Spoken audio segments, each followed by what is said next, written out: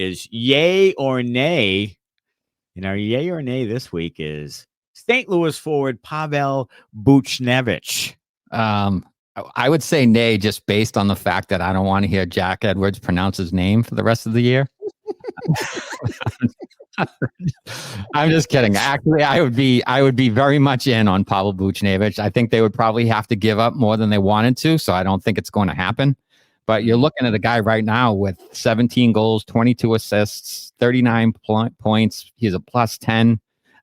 He's 6'1", 196, so he's a big guy. He does play left wing, which I don't love. So you'd have to probably play Jake on his offside, which, he can do, but isn't really, ideal, I guess.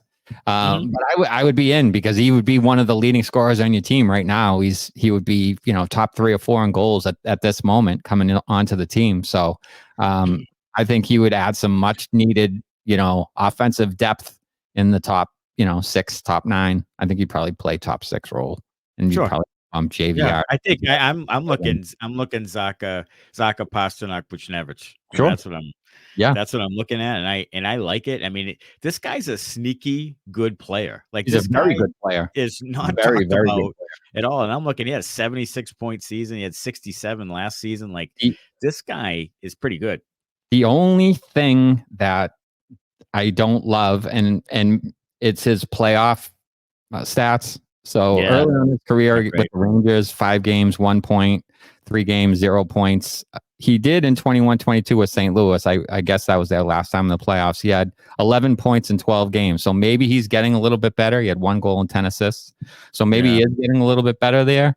But that's the only thing that worries me, even a hair. But I would make the move anyway, because I think, he playing with good players, especially like if you put him with a Pasternak, I think he would really thrive. So I would be all in for it. I just think you'd have to give up a lot to bring him in.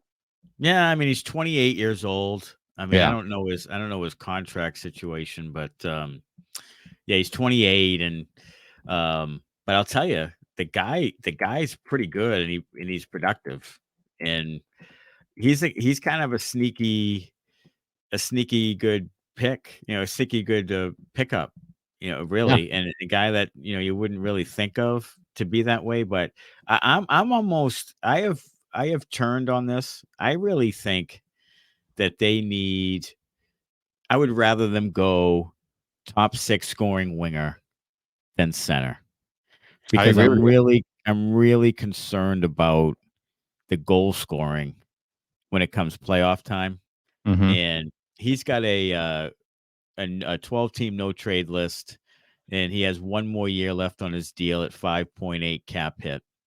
So you'd have him 1 more. It's not a true rental, so that's another good one. But again, that ups the price.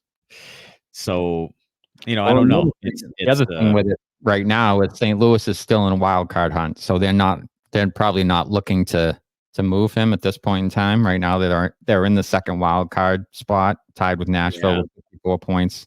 So they're right there. So I don't know if they sell. They probably try to look to add, honestly. Try to give him a little push to make it in. So he might not even be available, but he would certainly be a guy if I'm the Bruins that I'm looking at if he's out there. There was another guy I saw today that the Flyers might be kicking around, Scott Laughton. And I don't know what your take would be on him. I mean, he's a center. He's 29, left shot center. He had 18 goals last season. He has 5 goals and 15 assists in 50 games, a -8 right now.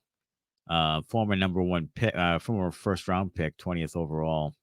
Yeah, I kind of like Lawton. I think he plays a style that would fit the Bruins. I think he would add some grit. He's definitely, he's not a tough guy, but add some grit and some toughness, and win faceoffs and penalty kill and that kind of thing. So I feel like he could fit in their bottom 6 for sure. And you probably wouldn't have to give up a ton to get a guy like that, because the Flyers are kind of in a rebuilding mode. So if you gave your third or a third next year or something like that, you might be able to get a guy like that. So I don't know. Maybe the prices will get crazy, but I think I would entertain that idea for sure. Yeah, I mean, low cost third line center type thing. If you've exhausted everything else and you're just like, we need to pick, like we just said with the Patra situation, Scott Lawton instead of Patra is the way I would go, just because you're not going to get much from Patra if you haven't really tested him or shown him any good faith, or I just don't know if at his point in his career he can really produce in the playoffs, which is another level, right? especially against good forechecking teams,